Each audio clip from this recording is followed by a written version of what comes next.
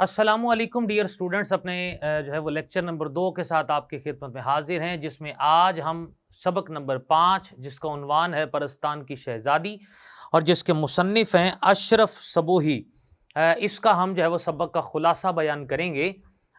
یہ جو ہمارا سبق ہے یہ ایک فرضی کہانی کے اوپر مشتمل ہے اور جس میں مختلف قسم کے جو ہے وہ کردار یہاں پر بیان کیے گئے ہیں جن کا حقیقی زندگی کے ساتھ ہرگز تعلق نہیں ہے۔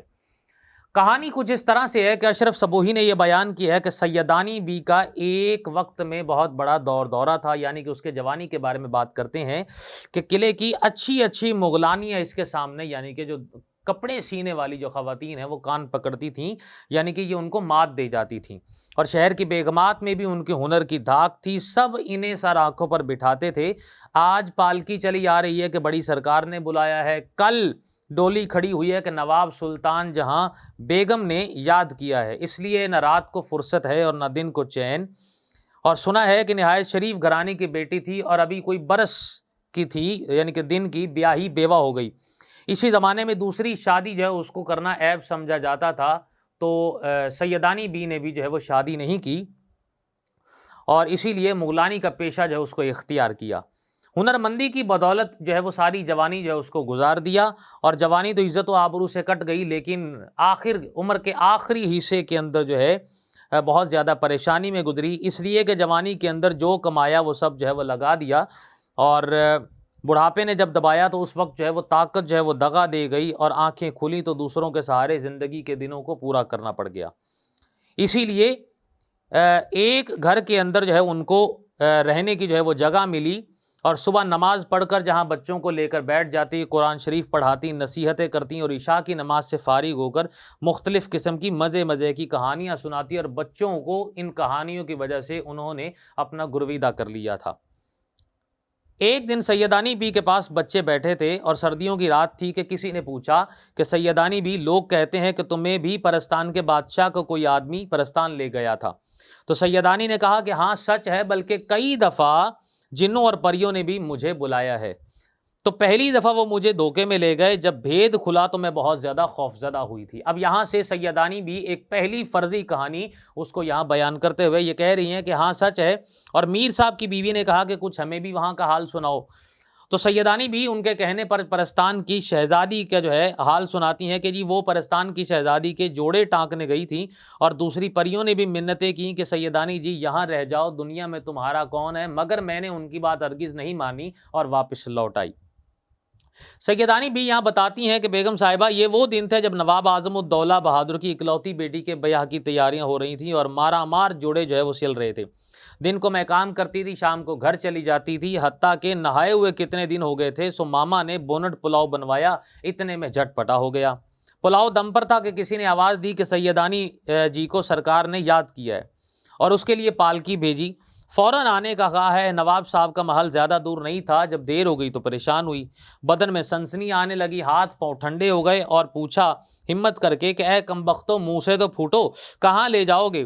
ارے وہ تمہاری کون سی ستیہ ناسی سرکار ہے؟ ہنستے ہوئے کسی نے جواب دیا کہ سیدانی بھی خفا کیوں ہوتی ہیں، بادشاہ سلامت نے بلایا ہے کوئی دم میں، ابھی کچھ وقت ہی گزرا تھا کہ جی محلات ہمیں جو ہے وہ دکھائی دینے لگ گئے۔ منہ باہر نکال کر دیکھا تو ایک بیچاکی شکل کا جو ہے وہ آدمی، بکرے کا سا منہ، گھوڑے کی سی ٹانگیں، اور پالکی اپنے آپ ہی چلتی چلی جا رہی ہے۔ میں نے للکار کر کہا کہ کون ہے، جن ہے یا بھوت؟ میں سیدانی ہوں، تجھے جلا کر راکھ کر دوں گی۔ اس پر اس نے جواب دیا کہ سیدانی بھی گھبراؤ نہیں، ہم اور ہمارا بادشاہ سیدوں کو مانتے ہیں۔ اتنے میں جو ہے وہ پالکی رکی اور میں پالکی سے اتری اور چادر کو اچھی طرح اوڑھ کر پری کے ساتھ چل پڑی۔ کیا کہوں کہ اندر کیا بہار تھی، گورے رنگ، بورا سا قد، زرق برق جو ہے وہ کپڑے پہن کر پریاں چہک رہی تھیں۔ چلتے چلتے ایک بارادری میں پہنچے، بارادری کی سجاوٹ اتنی کہ بیان نہیں کی جا سکتی، اور قلعے کے دربار بھی دیکھے مگر اس جیسا آج تک نہیں دیکھا۔ سو بادشاہ بیگم کے پہلو میں ایک لڑکی بیٹھی تھی، اس کی عمر 14-15 سال تھی، چہرہ جیسے 14ویں کا چاند تھا، زلفیں کھلی تھی۔ میں آگے بڑھی اور بادشاہ اور اس کے سارے درباری کھڑے تھے۔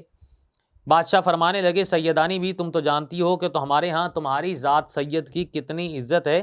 میں نے دل میں شکر ادا کیا کہ یہ لوگ مسلمان ہیں۔ اتنے میں کھانے کے خوان اترنے لگے، خاصا چنا گیا، کھانا کھایا۔ اللہ کی قدرت کا کرشمہ تھا، بیگم مسکرا کر بولی کہ سیدانی بھی دیکھتی کیا ہو، کھاتی کیوں نہیں؟ جس کو ہاتھ لگاؤ گے اور من میں جو سوچو گے وہی اسی کا مزہ جو ہے وہ آئے گا۔ تم بسم اللہ کر کے کوئی پھل توڑو اور کھاؤ، جس کھانے کا دل میں خیال کرو گے اسی کا مزہ پاؤ گے۔ بیگم صاحبہ ایک زرد زرد جو پھل توڑ کر منہ میں رکھا گیا، کیا کہوں دلی میں تو کسی نے ایسے ذائقے کا بونٹ پلاؤ کھایا نہ ہوگا۔